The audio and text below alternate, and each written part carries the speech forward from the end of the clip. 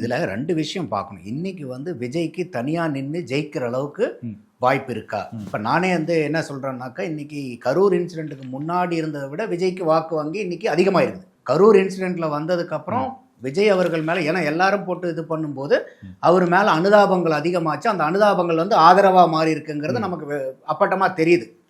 என்னுடைய கணிப்பு ஏற்கனவே வந்து பாத்தீங்கன்னா 10 to 15% இருந்துச்சு. இப்ப வந்து பாத்தீங்கன்னா மினிமம் ஒரு 15% அளவுக்கு அது வந்திருக்குது.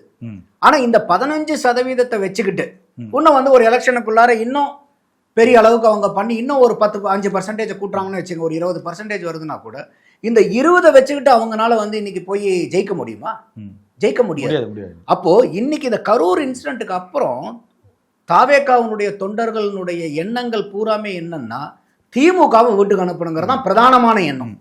அப்ப இன்னைக்கு திமுகவை வீட்டுக்கு அனுப்பணும்னா முதல்ல ஒன்னா விஜய் வந்து அவர் அந்த அளவுக்கு பலத்தோட இருக்கணும்.